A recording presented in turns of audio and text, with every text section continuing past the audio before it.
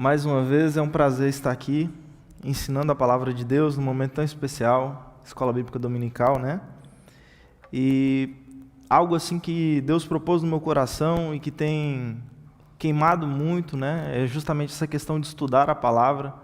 Nesse período da quarentena foi um período em que eu tirei realmente para me fazer uma reciclagem de alguns pensamentos bíblicos que eu tinha, de algumas questões que ainda não estavam sendo resolvidas, e Deus preparou esse tempo, preparou esse momento para com que eu pudesse me estruturar, tanto com embasamento bíblico e na fé, né, onde a gente se reclina na questão do temor a Deus, do estar sempre na disposição de Deus, a ouvi-lo, a receber os seus ensinamentos.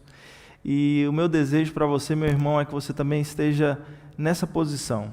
Alguém que está disposto a aprender de Deus, disposto a se reclinar no Senhor, disposto a aprender do Senhor. Ele tem muitas coisas para nos ensinar, e hoje, como vocês já viram e como vocês já puderam ler, nós estamos dentro dessa temática, né? Uma temática geral, que é justamente fundamentos da fé cristã e alguns subtemas. Eu poderia colocar aqui, se a gente fosse substituir, eu colocaria para a bibliologia. Ficou bem parecido com as matérias ali apresentadas quando eu fiz o meu cursinho de teologia, o cursinho básico. E eu me lembro que em um dos períodos do curso a gente fez o cursinho de bibliologia e caíram alguns pontos desses, tanto é que eu aproveitei bastante a minha temática de hoje, que é justamente a Bíblia e a filosofia de alguns materiais que eu já tinha em casa. Então, eu espero que você esteja com o seu coração aberto para que Deus possa nos ajudar e que a gente possa caminhar juntos aí. Eu sempre tenho visto todos aqueles que vêm aqui ministrar, né, todos aqueles que vêm aqui trazer um ensinamento, seja a ministração até da palavra no culto à noite, eles fazem comentários do pessoal que está no chat, e assim, graças a Deus tem bastante gente com a gente hoje, então que Deus abençoe sua vida, que Deus possa te visitar, que Ele possa encher seu coração, tá? Eu não vou ler um por um, para a gente ganhar tempo aqui no estudo, mas o desejo do meu coração é que Deus te visite, que Ele possa te instruir no caminho certo e que essa manhã você possa aprender bastante. É um tema que eu confesso que eu tive bastante dificuldade, falar sobre Bíblia e a filosofia, parar para estudar por muito tempo, é algo que requer muito daquele que vai falar e que ao mesmo tempo tem que ser simples, porque precisa ser claro àqueles que ouvem, a todos que ouvem, e a gente vai tentar aplicar algumas questões. Nós vamos aprender hoje sobre a questão bíblica, a questão filosófica, se elas são inimigas uma das outras, se elas são amigas, até onde essa questão de fé e razão caminham juntos, ou se elas nunca caminham juntos, ou se elas sempre têm que estar juntas. São questões que nós vamos levantar nessa manhã e que eu espero que Deus possa te ensinar, te ajudar e me ajudar nessa manhã, nessa exposição e no aprendizado da palavra de Deus. Amém, meu irmão? Para você que me assiste na sua casa, eu peço para que você prepare aí um pedacinho de papel e uma caneta para você anotar as referências, sejam históricas ou bíblicas, tá? Isso é muito importante, ainda mais no ambiente de escola bíblica dominical. E nós vamos fazer uma oração para começarmos aí a explanação desse texto e também dessa temática, amém? Curva a sua cabeça, feche seus olhos. Senhor Deus e Pai, nós oramos a Ti, Pai, nós falamos contigo nessa manhã, pedindo para com que o Senhor possa nos instruir, Deus, no caminho certo. Nos instruir, Deus, na Sua palavra, nos instruir, Deus, dentro daquilo que o Senhor propõe para os Seus filhos, Deus. Nós sabemos, Deus, que existem uma série de pensamentos, uma série de vertentes teológicas sendo pregada, Pai, por aí por fora. E nós nos alegramos, Senhor, porque entendemos que a verdade que o Senhor revelou na cruz, Pai, está sendo experienciada por cada um de nós e também está sendo ensinada nesse lugar. Pai, que nessa manhã, Pai, eu como o Seu servo, como esse vaso de barro, alguém, Senhor, que vai ser usado pelo Senhor para com que a luz, Pai, ou esclarecimento de alguns assuntos chegue ao coração do meu irmão e da minha irmã. Que o Senhor possa me usar, Pai, com simplicidade. Deus, que o Senhor possa manifestar o Seu nome glorioso, Pai, nessa manhã. Nós estamos num ambiente de ensinamento e eu não duvido, Pai, que o Senhor pode se manifestar no nosso meio. É uma temática, Pai, que eu encontro algumas dificuldades por estar limitado, Senhor, mas o Senhor, Deus, ultrapassa esses limites. Quando o Senhor quer esclarecer algo ao coração do homem, Senhor, o Senhor traz a revelação.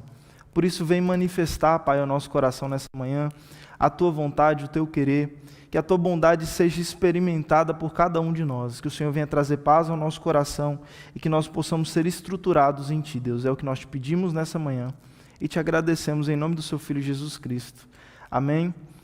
Irmãos, eu aproveitei aqui a escrita do professor domingo passado, o nosso mestre Rodney.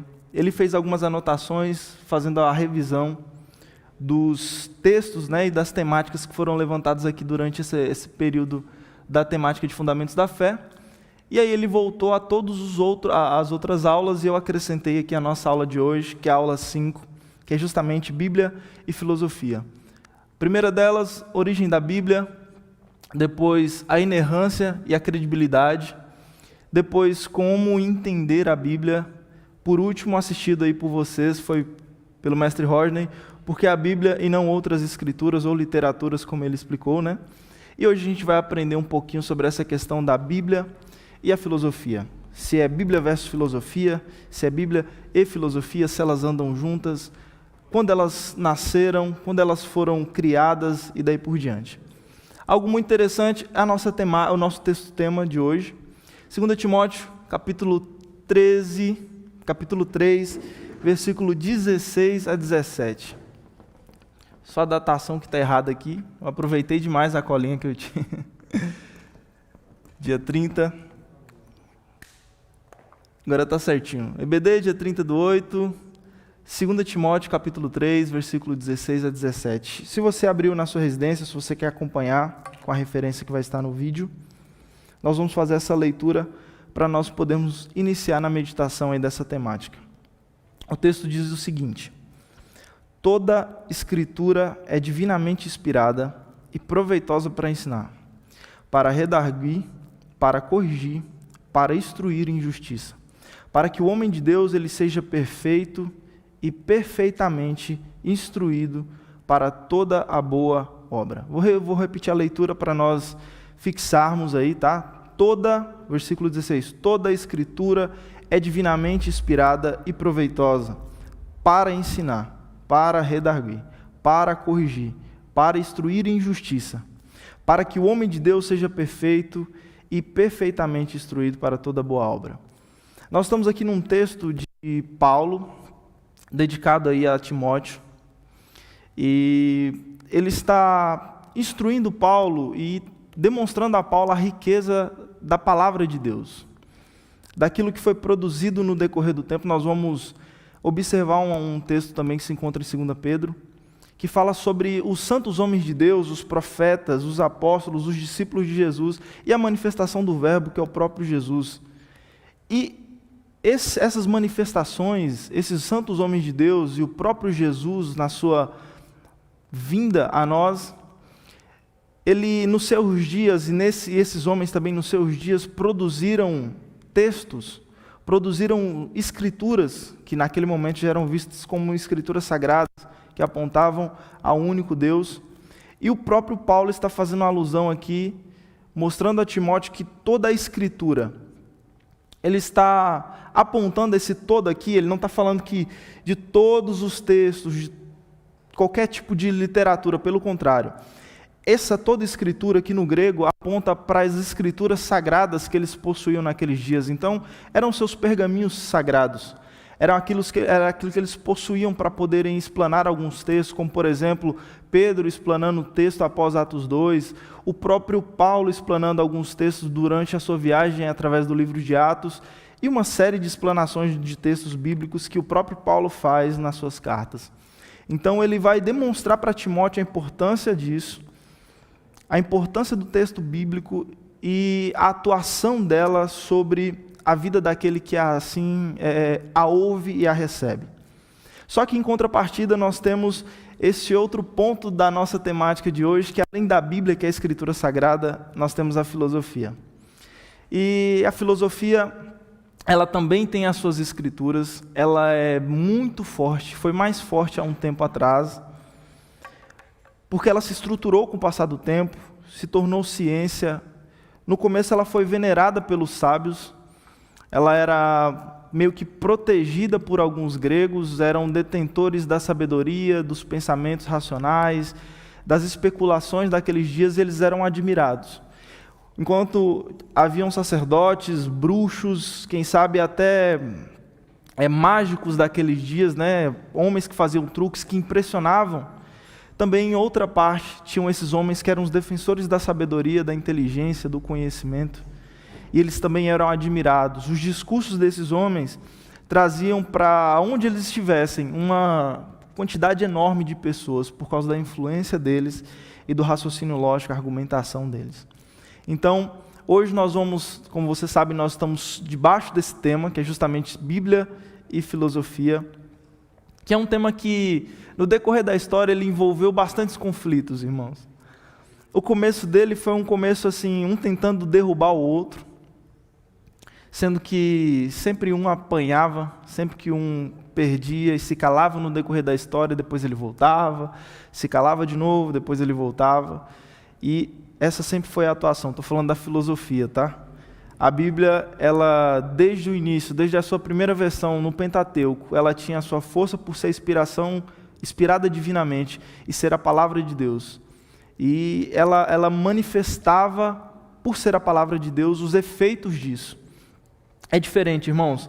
Ler uma literatura qualquer, seja até um livro de autoajuda que fala diretamente conosco, que aponta para nós uma possibilidade de mudança, que faz o nosso coração, a gente respira mais, a gente fica ofegante por aquela situação, fica na felicidade de uma mensagem de autoajuda que nos diz que nós vamos, quem sabe, chegar lá, vencer e o que quer que seja. É diferente quando nós lemos a Bíblia de Deus. Parece que nós temos um contato com o sobrenatural ao lermos isso que é natural. Nós temos a instrução divina, nós vemos a palavra de Deus aqui, nós vemos a direção para a nossa vida, para o nosso dia a dia, para a nossa caminhada. Então, é um livro diferenciado.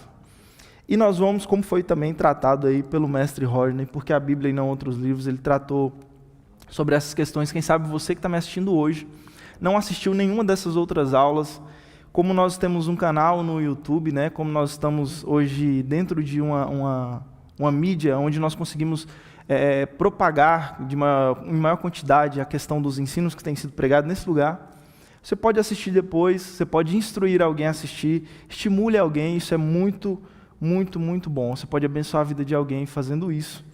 E algo muito interessante é que um dos resultados significativos desse conflito, porque assim, esse conflito entre Bíblia e filosofia trouxe no decorrer da história alguns prejuízos, mas também trouxe alguns resultados positivos. Um deles, até então, não era Bíblia e filosofia. Até então, era um livro específico com 5 livros dentro dele, que era o Pentateuco. E esse livro ele era assim, meio que venerado por uma religião monoteísta, que era o judaísmo.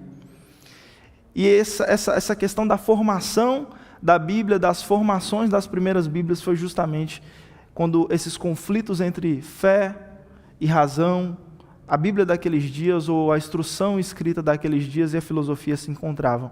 Então, quando eles conflitavam, eram quase que certeza que um tempinho depois viria uma versão bíblica. E a gente vai estudar isso no decorrer da história, nós vamos ver as versões, vamos ver como que surgiu isso. Se você tiver com a canetinha e um papel, como eu disse aí, já prepara para você fazer suas anotações. E aí a gente vai fazer o seguinte.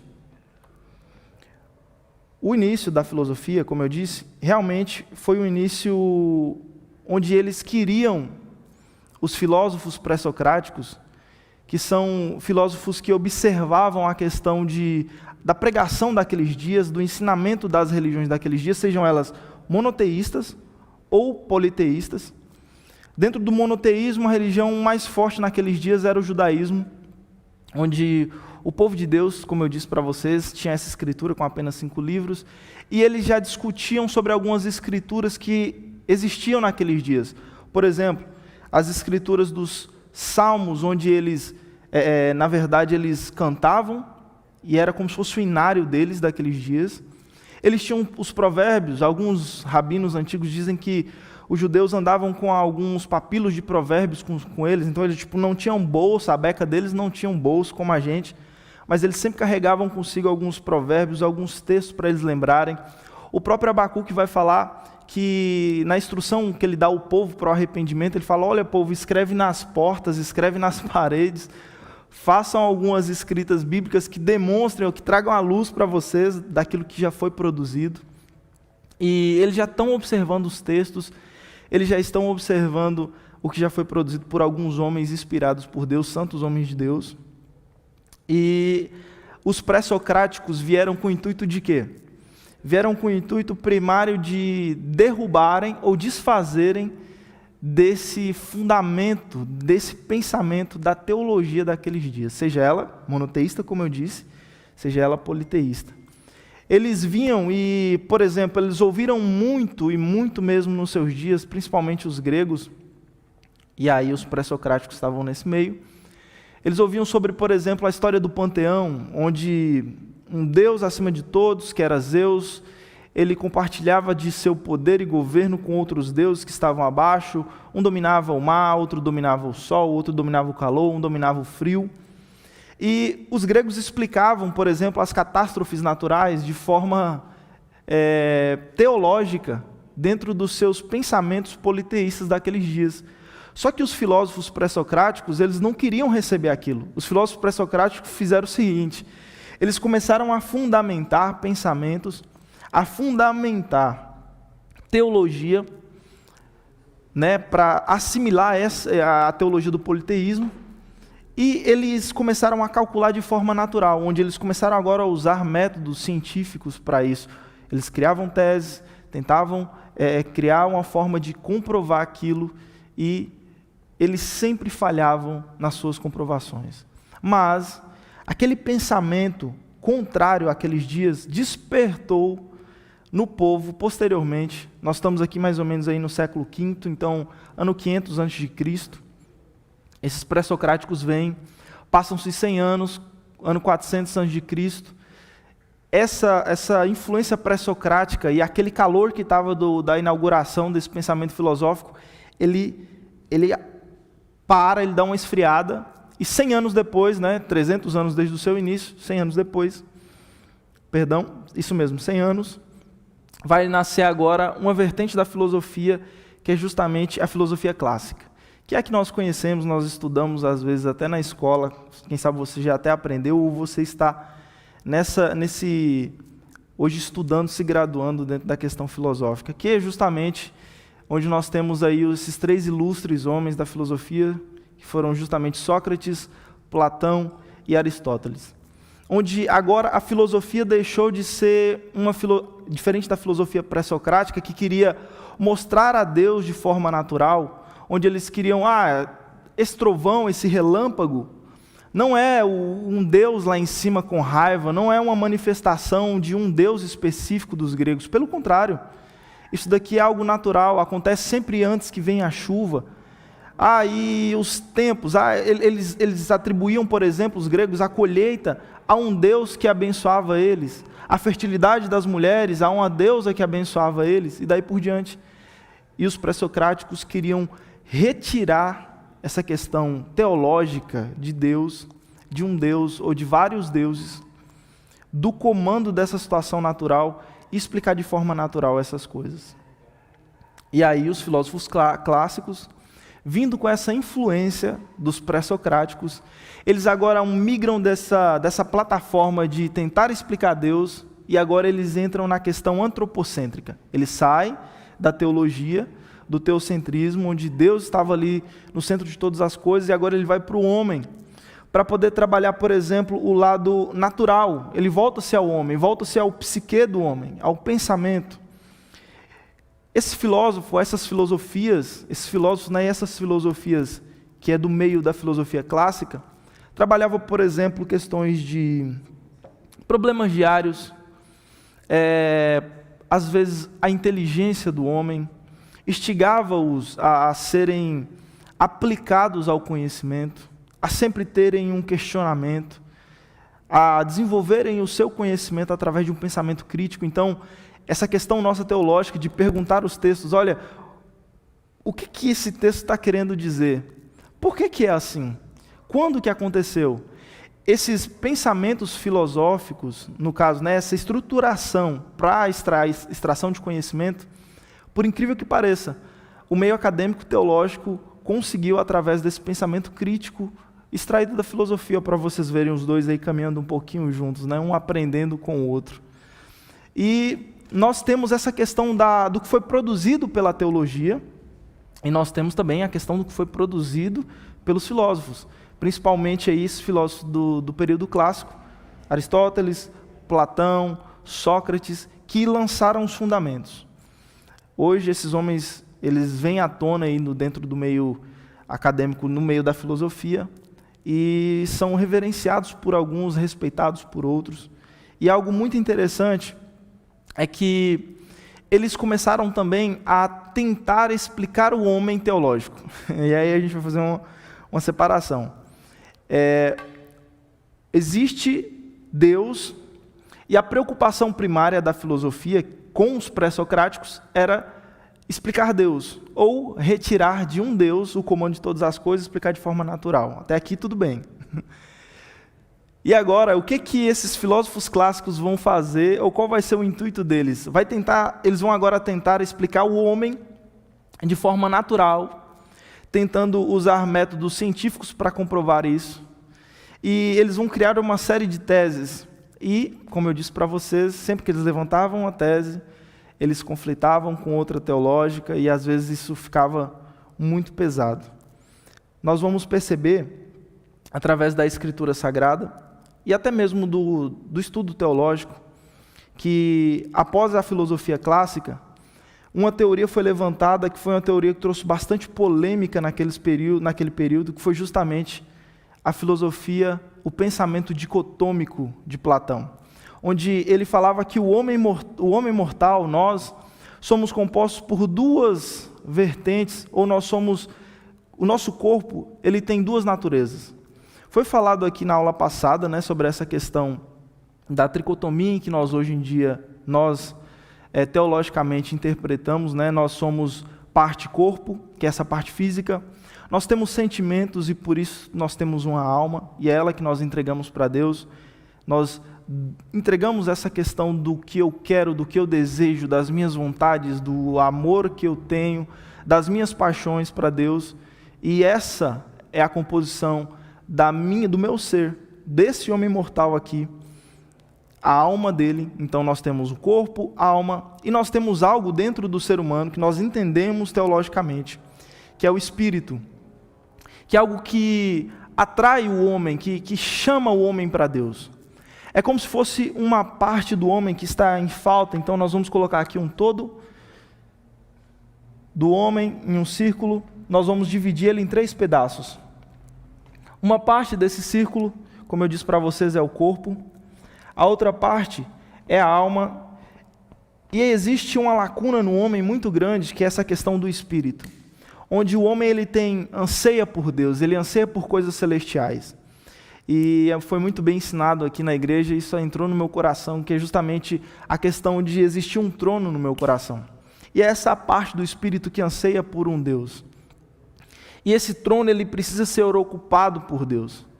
Nós conseguimos colocar outras coisas nesse trono, mas o principal, e esse lugar só pode ser preenchido por Deus. Então nós temos aqui a questão do espírito no homem. E a tricotomia está formada: corpo, alma e espírito. E o pensamento grego, filosófico daqueles dias, apontava somente a uma dicotomia: um homem físico de corpo, um homem natural, com o seu corpo físico tangível, eu consigo ver, eu consigo tocar, e um homem que ele é invisível, digamos assim, que é justamente a alma do ser humano, onde ele se manifesta. Ao olhar para uma pessoa, por muitas das vezes, os filósofos daqueles dias falavam, ao olhar para uma pessoa, por muitas das vezes você não vai conseguir identificar o caráter dela, as ações dela, por aparência. Mas ao conversar com ela, ao ter um diálogo, ao ter um momento de comunhão, você ao passar do tempo, vai identificar um outro ser humano. Então, é como se os filósofos pegassem o relacionamento deles com as pessoas e falassem: eu tenho relacionamento físico, quando eu vejo, eu tenho contato, eu consigo tocar, e ao falar parece que outra pessoa sai de lá de dentro. Então, eles tinham essa questão dicotômica, onde o caráter era a manifestação, a alma, os sentimentos, e daí por diante era a manifestação de uma parte do corpo mortal. E os teólogos daqueles dias, que eram os rabinos, os mestres, que já participavam do judaísmo, e dentro do judaísmo, o pensamento forte nessa questão, ou até mesmo essa vertente, né, da teologia judaica, do pensamento dicotômico para tricotômico, foi justamente instigada por causa da filosofia daqueles dias. Por incrível que pareça, os gregos levantavam suas teses, isso chegava, não sei como, dentro das sinagogas, dentro das reuniões judaicas, e isso instigava o coração do homem. Isso instigava a congregação daqueles dias. Por mais que eles eram um povo separado, um povo que tinha uma teologia só deles, um Deus que ama só eles, um Deus que trabalha só com eles, um negócio muito individualista, isso chegava dentro das sinagogas. E algo muito interessante é que eles respondiam também, teologicamente, nos seus dias.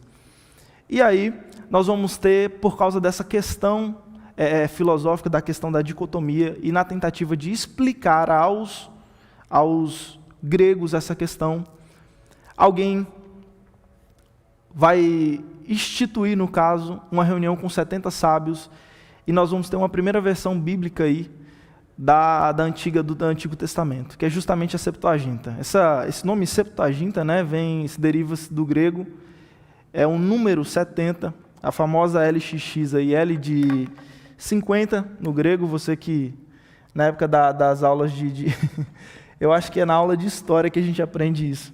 Se você não faltou, LXX, L50, cada X é 10, Septuaginta vem de 70. São os 70 sábios que se reuniram para, naqueles dias, diante de todo aquele turbilhão filosófico, dos pensamentos politeístas, daquilo que estava tentando atingir o povo de Deus naqueles tempos, eles se reuniram, oraram a Deus, pediram a Deus uma direção, e então foi instituída uma primeira versão grega, traduzida para o grego, no caso, para com que os gregos também tivessem acesso à escritura daqueles dias e pudessem também analisar a questão teológica que era manifesta, que era tão forte, dirigida pelos judeus. Até que tudo bem.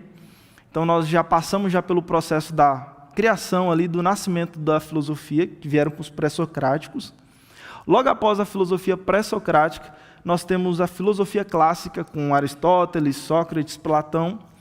E aí nós temos a primeira formação bíblica, onde nós vamos ter aí a estruturação aí de uma primeira tradução para um povo de fora e uma estruturação juntando aí uma biblioteca, fazendo uma mini bibliotecazinha de livros, que é a Septuaginta, que é o que nós hoje temos como o Antigo Testamento. Eu vou falar sobre a Septuaginta mais à frente, porque outras versões da Bíblia usaram dessa versão para com que ela fosse formada, e hoje nós temos a nossa Bíblia em mãos, parte dela a Septuaginta, e grande parte das traduções vieram de uma outra versão, que é a Vulgata. Nós vamos falar sobre ela mais à frente. Então, os filósofos criaram uma série de questões filosóficas, né, como eu disse.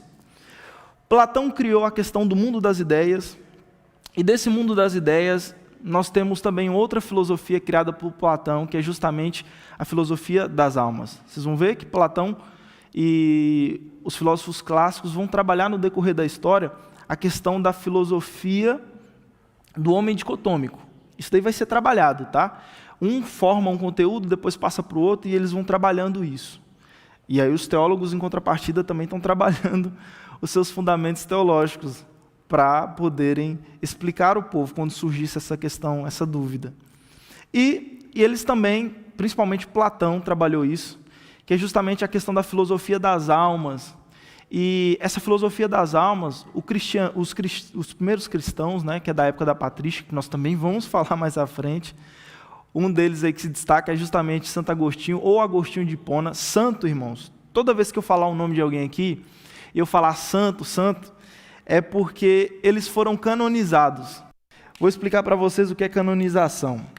Nós temos ali na sonoplastia o irmão Fernandes, nós temos o Ricardinho, o Maurício, e digamos que eles hoje viessem, por exemplo, a falecer. Misericórdia, né? Só que eles exercem um trabalho muito bom aqui dentro da igreja. E eles são santos homens de Deus, eles são usados por Deus para abençoar muitas famílias. Inclusive você que está sendo abençoado, ore por esse ministério, ore por esses irmãos, porque eles têm se dedicado arduamente nessa questão. Não é fácil, irmãos, eu tenho um canalzinho no YouTube, eu não faço ideia de como a gente pode fazer estruturar dessa maneira, né? Uma questão ao vivo, com todo um corpo de preparação, a questão de segurança e tudo mais. Irmãos, isso é algo de Deus, ore por esse ministério. Mas voltando ao assunto do cara santo, né? Digamos que eles viessem a falecer. Eles seriam, naquele período, tá? Período aí pós-patrística, depois da patrística lá. Vou fazer uma linha tênue aqui para a gente poder entender, tá? Aproveitar que a gente está numa escola bíblica dominical. Não tem problema, nós fazemos uma escrita para esclarecimento, é melhor ainda. Da última vez que eu vim aqui dar aula, eu fiz um desenho, o desenho ficou escondido atrás do note. Vamos ver se agora vocês conseguem ver. A gente tem um início, e até os dias de hoje, vou colocar aqui 2020. O início aqui eu não vou ser louco de especular uma data para início da criação do mundo, mas eu vou colocar um ponto zero aqui, no meio, que é justamente o nascimento de Jesus. Tá bom? Então nós falamos dos pré-socráticos. Os pré-socráticos estão há 500 anos antes de Cristo. Então vamos voltar aqui. 1, 2, 3, 4, 5. Os pré-socráticos, eles se manifestam aqui. Pré-socráticos. Isso fica muito forte. 100 anos. Depois desses 100 anos onde ele está fortalecido, ele vai dar uma acalmada. Eles vão começar a estruturar esses pensamentos, como eu disse para vocês.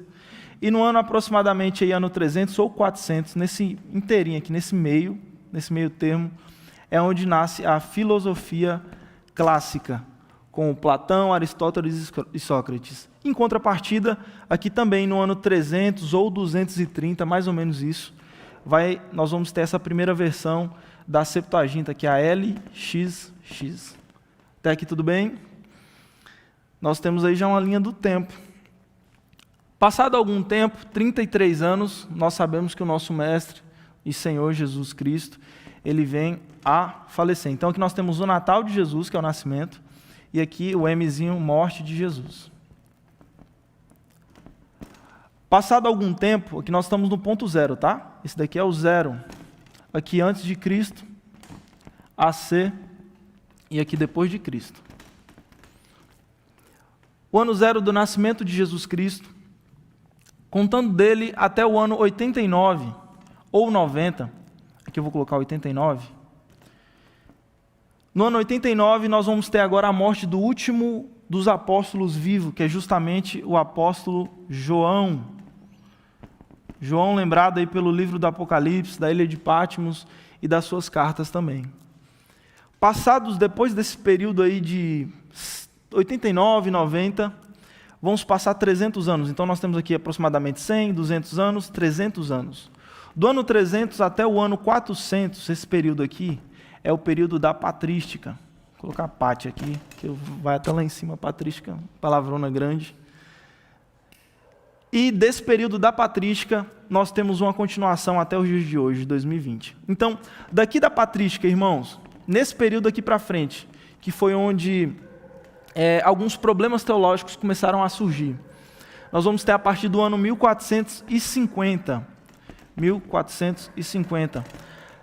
É instituído pelo papado, dentro do Vaticano, a questão da canonização dos santos. Isso foi por uma instrução de um bispo daqueles dias, me fugiu agora da memória o nome do bispo.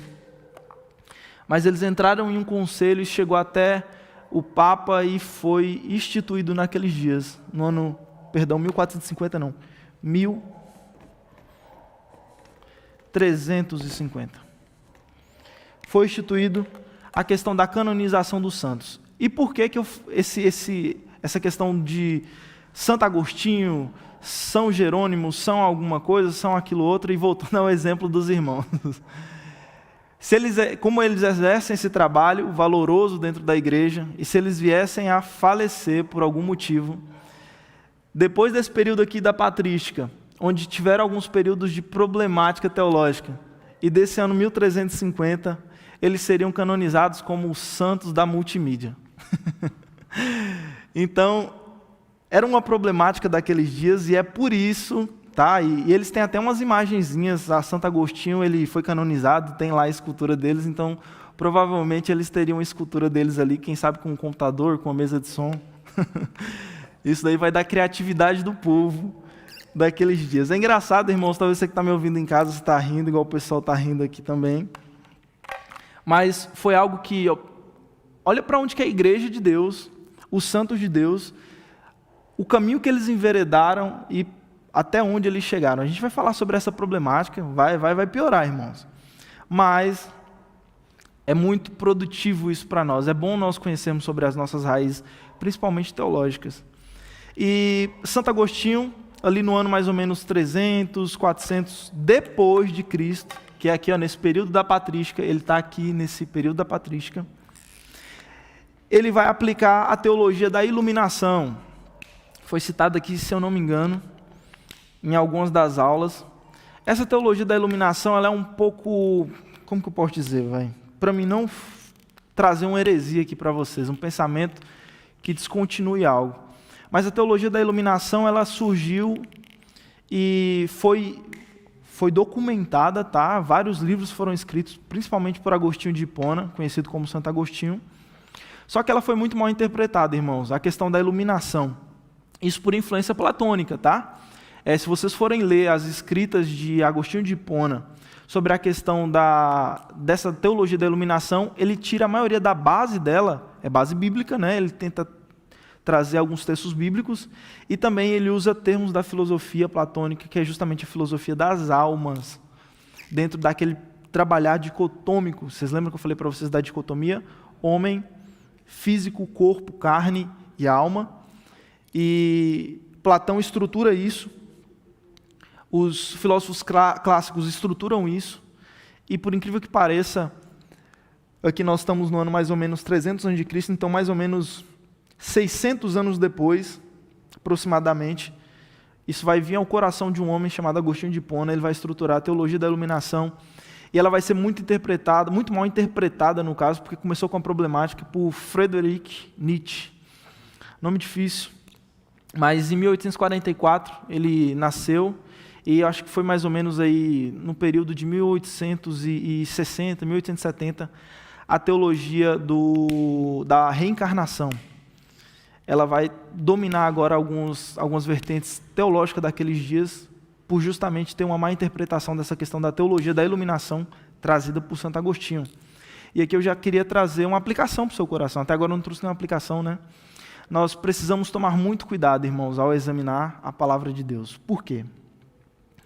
Primeiro, porque desse livro aqui, sagrado, que nós temos hoje como uma demonstração física, e que traz a nós a questão da palavra de Deus, que nos direciona, que nos dá a bússola do caminho, foi dela que surgiram as maiores heresias. Essa mesma em que nós pregamos aqui aos finais de semana, ou até mesmo no decorrer da semana, e as palavras trazidas desses textos sagrados fazem queimar o coração do homem por serem palavras vivas do próprio Deus. Desse mesmo lugar surgiram as maiores heresias de todos os tempos. Então, irmão, tome bastante cuidado antes de formalizar alguma coisa, antes de criar uma teoria, antes de ensinar algo para o próximo, porque nós estamos tratando aqui da palavra de Deus. E eu sempre falo com os meus próximos, assim, a gente troca uma ideia sobre a Bíblia. É algo que eu falo bastante, é justamente isso. Quem tem o domínio da teologia, quem tem o domínio da fé das pessoas, domina uma boa parte delas. Vocês lembram que eu falei para vocês? O homem ele é tricotômico, correto? Então nós temos 3 partes. Uma parte dessa tricotomia é física. Uma parte dessa tricotomia é tangível, é palpável, e as outras duas partes são totalmente intangíveis, que é justamente a questão espiritual do homem, onde ela é preenchida pelo próprio Deus, é aquilo que aspira a Deus, que é o Espírito. Nós vamos ver Paulo falando sobre essa questão da aspiração de sermos templo e morada de Deus, e agora nós somos um templo onde Ele habita em nós, Ele preenche essa lacuna. A alma, que também é intangível, e olha para vocês verem, quem domina a fé, domina duas partes desse texto, então domina a grande maioria. Se eu sou alguém que falo bem, exponho bem o meu pensamento, e quem sabe eu tenho um poder de convencimento muito grande, a gente pode enveredar em um caminho crítico, irmãos, um caminho problemático. E é necessário haver essa questão da preocupação em interpretar os textos bíblicos. Procure boas fontes, ore a Deus, peça a Deus para com que Ele te ajude. Eu fico impressionado quando eu começo a ler um texto bíblico e eu sinto dúvidas. Eu tenho uma série de questionamentos a fazer. Eu começo a questionar o texto pedindo para com que Deus me responda. Irmãos, eu tomo cuidado bastante com aquilo que eu sinto, porque a questão natural minha é falha. E eu peço para que Deus me direcione, mostrando até mesmo a interpretação que eu tenho de um texto bíblico, sendo interpretado por outro texto. Isso é engraçado, quando nós olhamos para uma explicação bíblica, e eu não me contento somente em um texto fora de um contexto, um versículo, não. A gente tem que se contentar em tentar conhecer tudo, buscar os originais.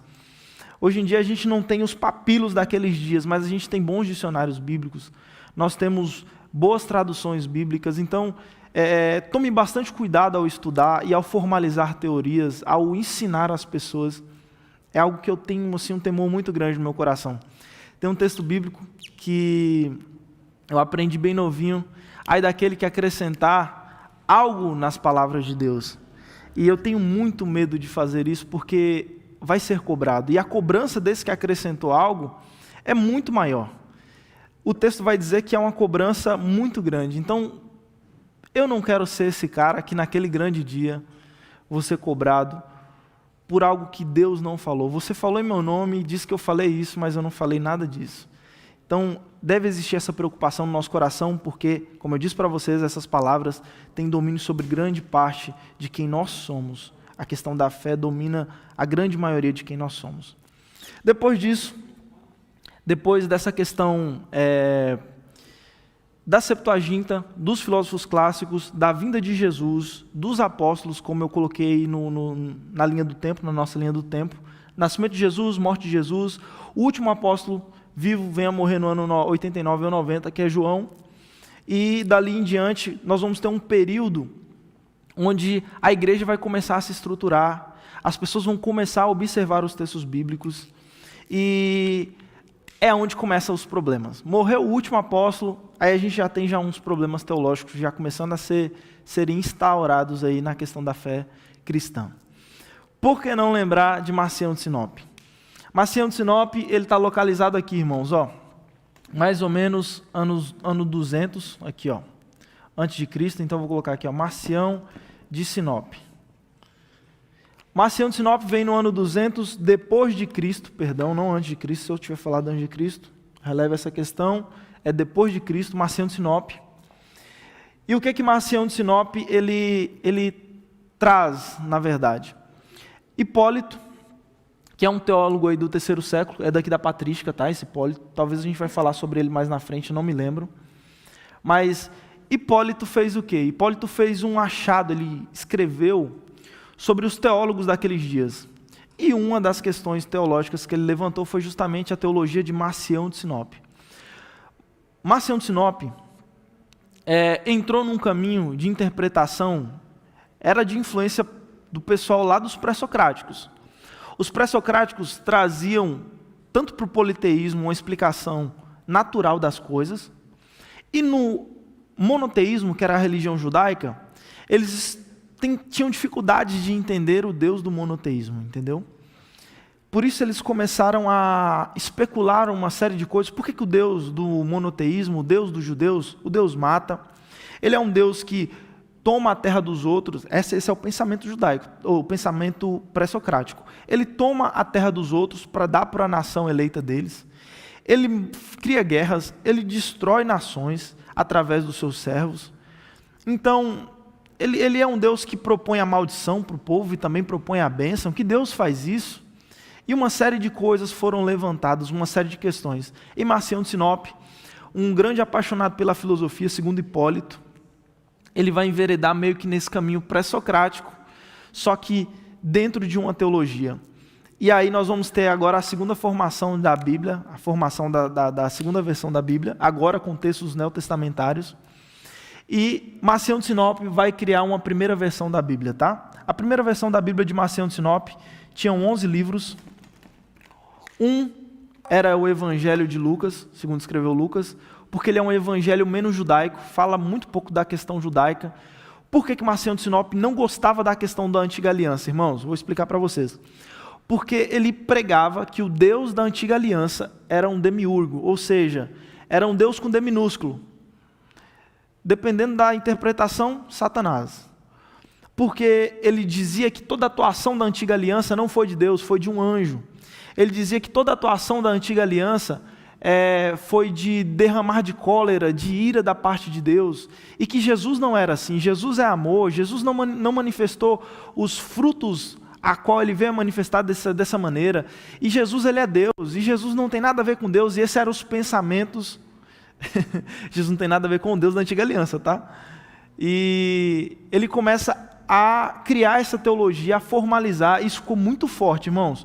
Do ano 200 até o ano 300, onde inicia a patrística, que é justamente onde os filósofos cristãos começam a pensar sobre questões bíblicas, e que era muito necessário realmente eles instituírem um texto sagrado, como já existia a Septuaginta.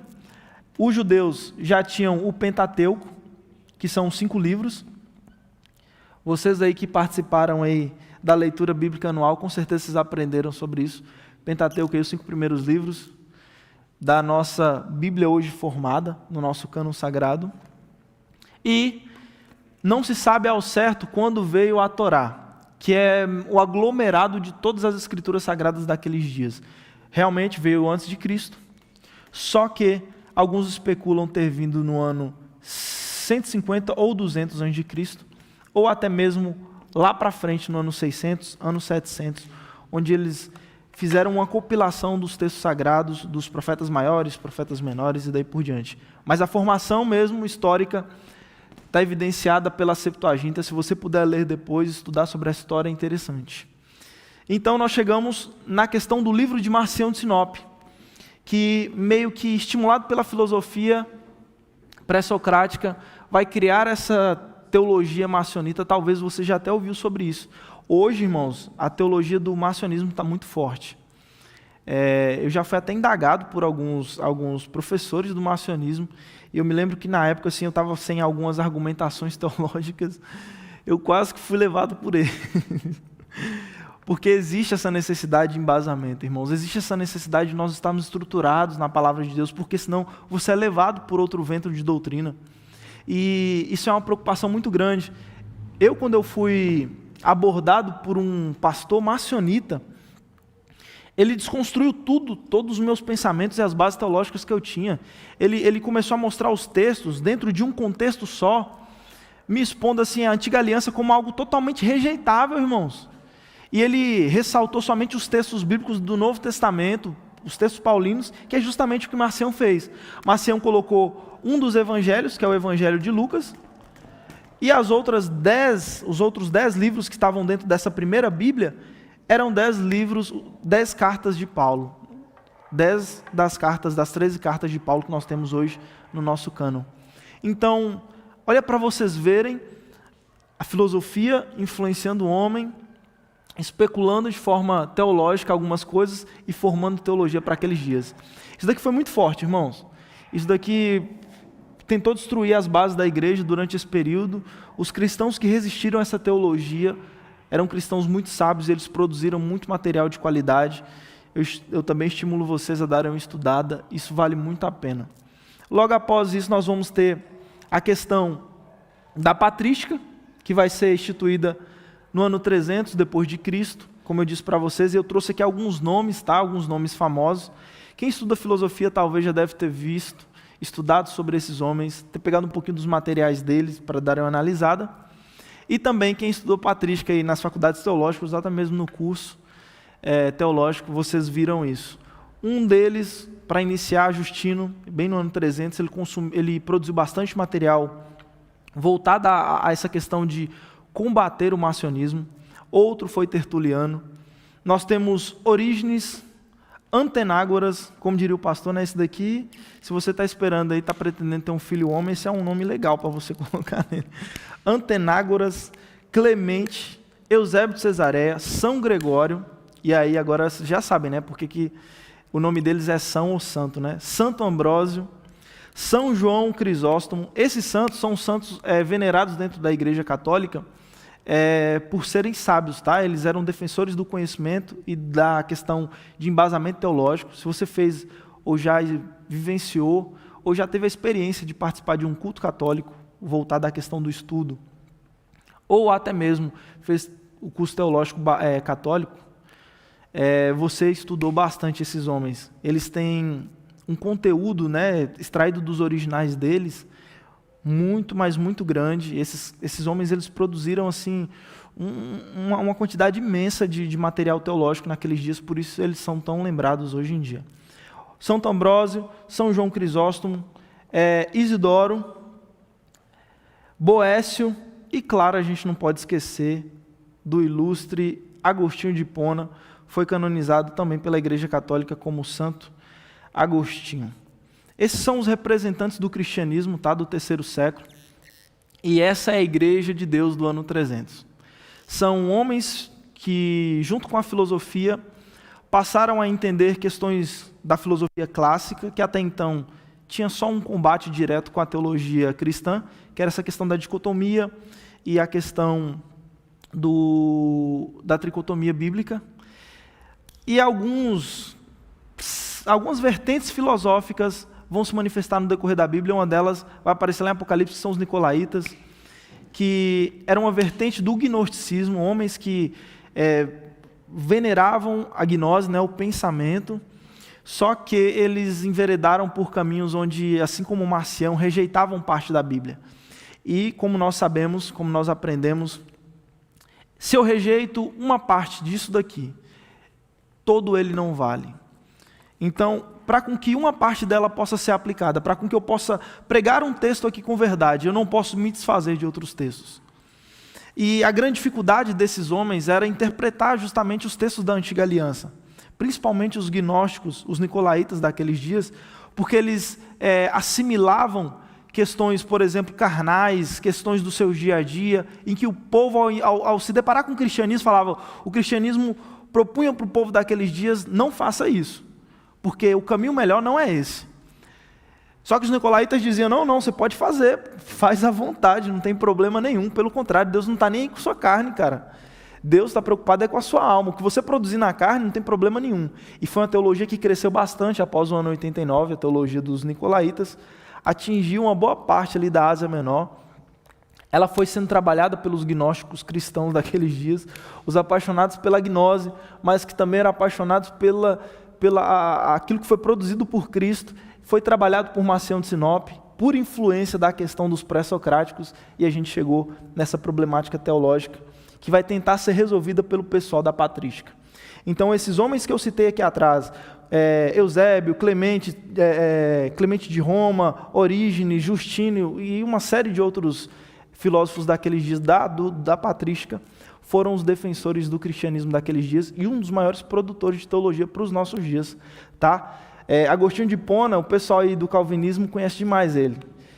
Alguns dizem que o precursor do calvinismo foi Agostinho de Hipona, logo depois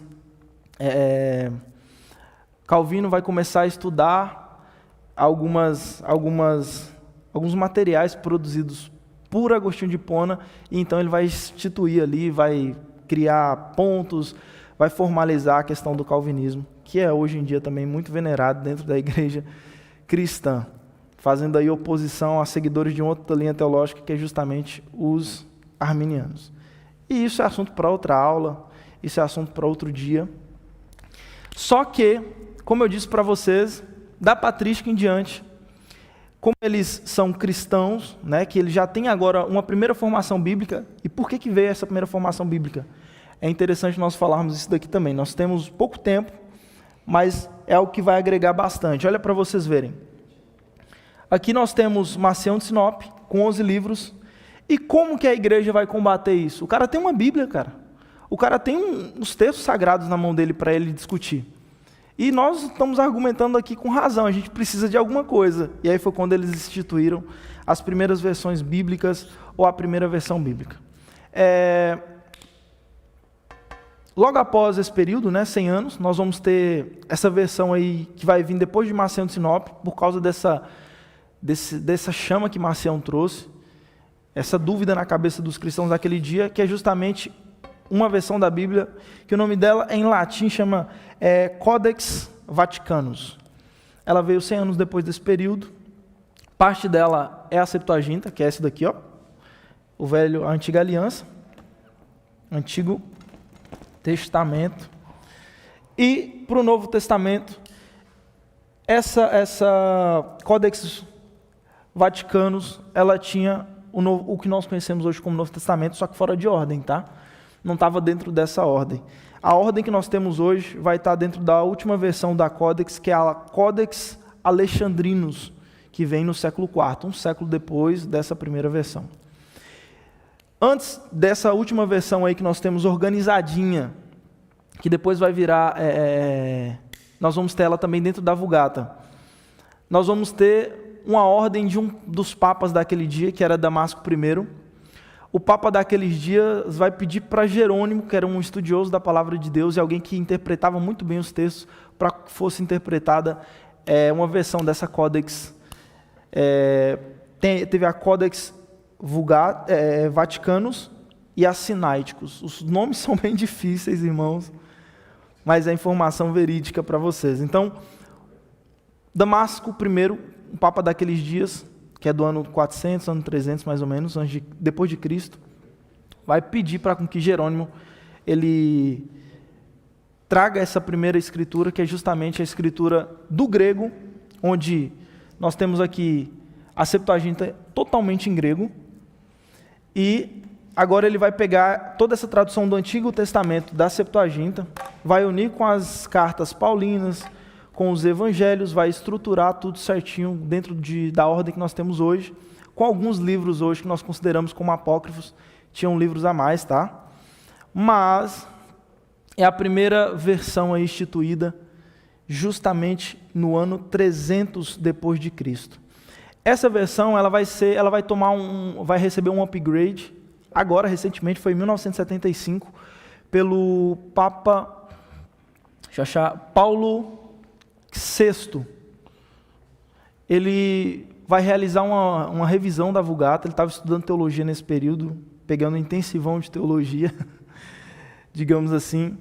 E esse Papa ele teve o interesse de buscar esses originais. Foi quando ele deu uma olhada na Vulgata, que hoje está lá no Vaticano. Ela está guardada, tem exemplares dela no Museu da Bíblia, se você tem interesse, é muito interessante. E o que acontece? Em 1975 ela vai ela vai ser revisada e a última versão dela vai estar lá, instituída pelo Papa João Paulo II, em 25 de abril de 1979. Depois nós temos algumas outras versões que vieram muito tempo depois. Aqui nós estamos no ano 2020, aqui no ano 1350, que eu falei para vocês, que é justamente da questão da canonização. Nós temos em 1382, aqui um pouquinho mais à frente, depois dessas heresias, Wycliffe vai criar sua primeira versão em inglês, tirada do latim. Depois, a Bíblia de Lutero, que é do latim para o alemão. Depois, a Bíblia Reina Valera, de 28 de setembro de 1969, em espanhol.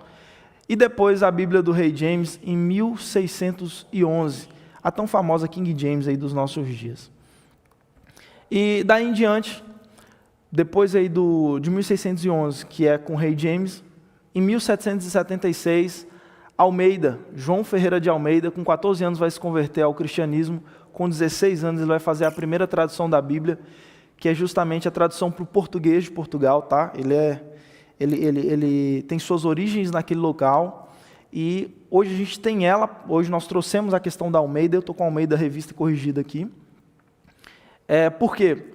Porque a tradução de português do pessoal lá de Portugal é muito parecida com a nossa questão do português brasileiro, e as traduções são bem fáceis a nós. Então, João Ferreira de Almeida vai instituir essa questão da primeira tradução do Novo Testamento para que o povo lá de Portugal tivesse acesso.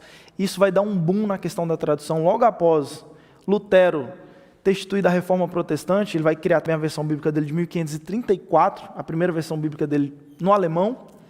Ele vai fazer impressão disso. Então, isso vai atingir muita gente, e muita gente naquele período precisou aprender um pouquinho do alemão para poder estudar a Bíblia. Logo depois, a Reina Valera vai para o espanhol, e aí a gente aqui da parte de baixo das Américas, nós que somos americanos também, nós passamos agora a poder ter um acesso meio que mais próximo disso. Na Europa, né, Portugal vai ter acesso a essa versão, e eles vão traduzir para o português de Portugal, e depois de João Ferreira de Almeida nós vamos trazer aqui para o Brasil. Essa é a evolução da Bíblia. Depois de 1989, que é quando ele vem a falecer, né, mais ou menos ali nesse período, que é a última versão traduzida por ele. Ele estava fazendo, acho que, uma última tradução da Antiga Aliança, né, do Velho Testamento, foi continuado por um de seus discípulos, mas ele veio a falecer. E aí nós vamos iniciar o século XX, né, que é a partir de 1900 para frente, é onde vai vir uma série, irmãos, mas é um monte de tradução, um monte de versão, muita versão bíblica, muita, mas muita mesmo, seguindo essa questão aí da ordem da Vulgata, né? Antiga Aliança, com Evangelhos, Atos, textos paulinos, algumas cartas e Hebreus, e por último Apocalipse. É bem essa ordem, só que dentro de cada uma das versões aí, paráfrase e uma série de coisas. E aí a gente tem as versões problemáticas, as versões legais, e daí por diante. Isso é um outro assunto.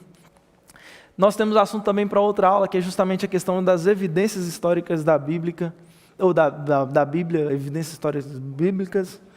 E nós temos a manifestação também da filosofia. Como eu disse para vocês, a filosofia vem forte até a questão da patrística. Ela dá uma acalmada, porque Roma vai instituir o cristianismo como religião primária e fundamental dos romanos. E daí a filosofia vai dar uma parada. Só que aí, pós-modernismo, depois desse período das trevas, onde a igreja dominava tudo, retia todo o poder e o conhecimento, nós vamos ter aí alguns seguidores de alguns pensamentos filosóficos que estão hoje dentro do campo da ciência, que são os fundadores, por exemplo, da teoria da evolução, do Big Bang, que são uma série de outros temas para outras aulas. Isso daqui são assuntos e pontos que nós temos que tratar aí, temos que tirar semanas para falar sobre isso, porque são assuntos bem complexos. Mas eu tenho uma conclusão para nós nessa manhã, para não ficar tão extensa a aula, nós iniciarmos a conclusão. Uma coisa eu posso dizer para vocês, a filosofia evoluiu, ressaltando essa questão da razão, e a Bíblia também evoluiu com o passar do tempo, ressaltando a questão da fé, trazendo embasamento para a nossa fé. Nós sabemos que a filosofia ou o pensamento filosófico, ele é muito bom, ele é produtivo, ele gera algumas questões, só que isso se torna um problema quando nós colocamos no nosso coração, como os filósofos daqueles dias fizeram, que é tomar a filosofia, esse tipo de pensamento filosófico, como o Senhor e Deus da nossa vida. Nós entendemos que, em contrapartida, nessa questão desse tema, né, filosofia e Bíblia, a Bíblia ela é um livro maravilhoso que contém a palavra de Deus, irmãos. Ele é o caminho que mostrado a nós através de palavras, escrito a nós. Ele nos diz de onde nós viemos, ele nos fala para onde nós iremos, ele trata também das nossas questões particulares e também nos dá esperança no dia a dia. Essa palavra nos corrige, essa palavra nos exorta, como nós lemos, essa palavra ela é proveitosa para uma série de coisas. E nós entendemos que a manifestação poderosa de Deus foi através dessa palavra que nós passamos a conhecer a Jesus. Desde a Antiga Aliança, irmãos, se você usar Jesus como chave hermenêutica da sua interpretação da Antiga Aliança, você vai começar a ver que Jesus estava em cada detalhe, em cada uma das facetas da história, ele estava ali manifesto.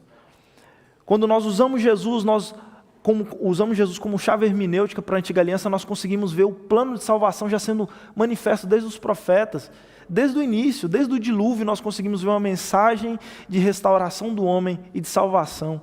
Isso foi manifesto através dos evangelhos, que é um escrito, está aqui dentro dessa escrita, onde nós ouvimos e lemos que Deus amou o mundo de tal maneira, que Ele entregou o seu Filho unigênito para morrer em meu lugar, no seu lugar, para que todo aquele que nele crê não pereça, mas tenha a vida eterna.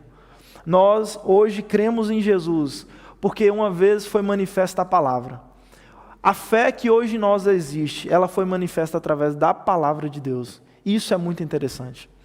Eu ouvi um exemplo do professor Rodrigo Silva, pastor Rodrigo Silva, vocês conhecem, talvez, é um arqueólogo, teólogo, né, famoso, e algo muito interessante que ele fala é isso, que a criança, ela precisa do pai dela para ensinar ela o caminho, para ela não tropeçar, para ela não cair, para ela não ter suas dificuldades, precisa de um tutor para ela crescer bem estruturada. Ela sempre vai precisar de alguém. Nós, como seres humanos, depois que crescemos, também continuamos nessa mesma dependência do próximo. Por exemplo, eu não sou eletricista, eu não manjo muito de eletricidade, por isso eu contrato alguém que conhece de eletricidade. E eu, por mais que eu não conheça, por mais que eu não domine isso, eu confio que essa pessoa que eu estou contratando, ela vai poder resolver o meu problema. Então observa que nós estamos dentro desse ciclo, onde eu sempre preciso de alguém, eu preciso de algo. E tem um texto, que é justamente o pastor Rodrigo Silva, ele fala que é muito engraçado, muito interessante no caso, né? Que o ser humano por si só, ele não é capaz de chegar ao conhecimento da verdade absoluta, que é justamente Jesus Cristo. E como que nós chegamos através disso? Através desses santos homens de Deus. Observe o que está escrito lá no texto de 2 Pedro, capítulo 1, versículo 21, diz: homens santos foram enviados da parte de Deus e movidos pelo Espírito Santo. Para quê, Pedro? Para nos trazer essas questões. Então nós estamos sempre nessa dependência do próximo, do conhecimento do próximo, do conhecimento do meu irmão, da minha irmã, do conhecimento do que já foi produzido, daquilo que nós temos de alguém. Então, como nós não somos geradores de conhecimento, isso daqui foi nos trazido através da palavra de Deus, confrontando o coração do homem, inspirando para com que ele escrevesse essas questões, escrevesse os textos que estão aqui. Isso daqui para nós é vida. Eu ouvi isso na escola dominical quando eu era criança. Irmão, eu lembro que a professora falou com a gente assim, você sabe qual que é o único livro que quando você lê, o autor ele senta do seu lado para ler junto com você e para te ensinar? Eu fiquei pensando assim, criança, nem imaginei, e ela falou algo assim que naquele dia para mim foi muito interessante. É a Bíblia. Quando você lê, quando você se senta, quando você reclina, tira uma parte do seu dia para aprender da palavra de Deus, o próprio Deus vem se assentar ao seu lado. Então, aproveite isso, irmãos. A filosofia, e agora para finalizarmos, né? A filosofia é um problema? Não. Desde que nós saibamos entrar nela, aprender dela e sair dela. É como um peixe, irmãos. Quando você vai comer um peixe, não sei, talvez tenha alguém que faz isso, mas o peixinho ele está aqui, todo formadinho. Esse peixe feio. Aqui está o peixe, todo nadando lá e tal, você foi e pescou ele, fez um cozido, sei lá, fez um frito, comeu ele. E a pergunta que eu te faço é essa: você come os espinhos do peixe? Se você come, você é um caso raro, tá, irmãos? Meu irmão, meu querido que me assiste, minha querida, mas o normal é não comer os espinhos do peixe. Então, se você consegue ter esse domínio, de conseguir ler um conteúdo filosófico, de conseguir entrar em alguns caminhos e entender até onde você vai e até onde isso não é danoso à questão da sua fé, se aplique, não tem problema nenhum.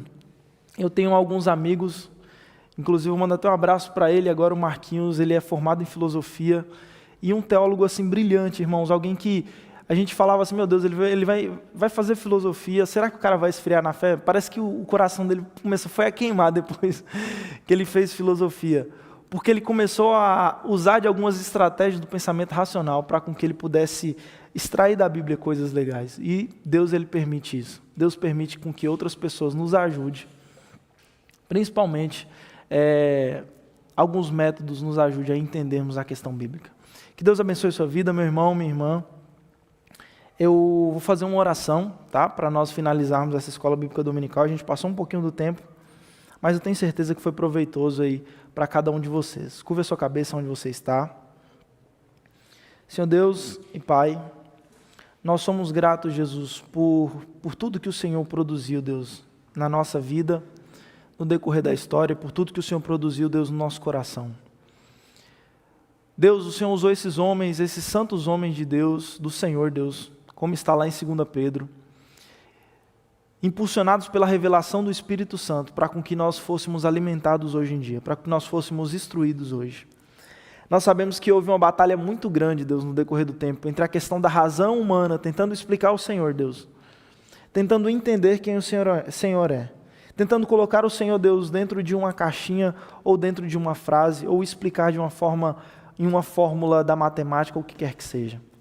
No decorrer da história nós sabemos, Deus, que o homem, Pai, nessa questão de tentar entendê-lo, errou e falhou bastante.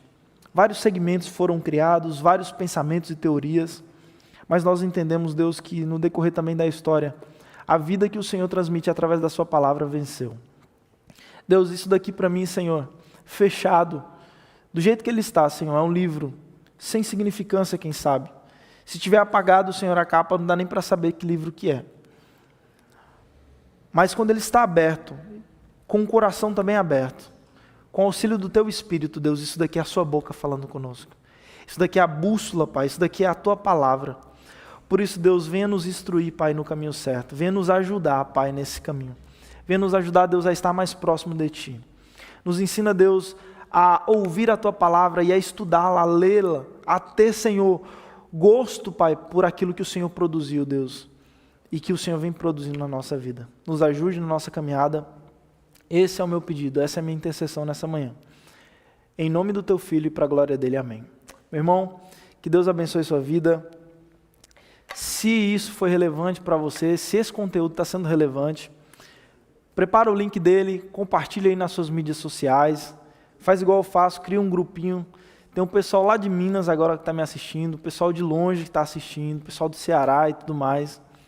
Então, compartilhe, use da ferramenta tecnológica que nós temos hoje para com que o reino dos céus ele alcance outras pessoas. Comente aí, faça seus comentários. Se você ainda não é inscrito no canal, se inscreva e ativa o sininho que está aí. Esse sininho ele é muito interessante, por quê? Porque você começa a receber notificações. O sininho é você dizendo para o YouTube, eu quero que você me chame aqui, você me notifique quando alguma coisa nova desse canal for produzida. E o interessante é que quando você ativa o sininho aí da Igreja Batista, assim que eles começam a transmissão, você já recebe a notificação, já tem até acesso ao link da ministração desse dia. Então compartilhe isso, curta, tá bom? Que Deus abençoe a sua vida e não esqueça que você é uma bênção, meu irmão. Deus abençoe a sua vida, um abraço.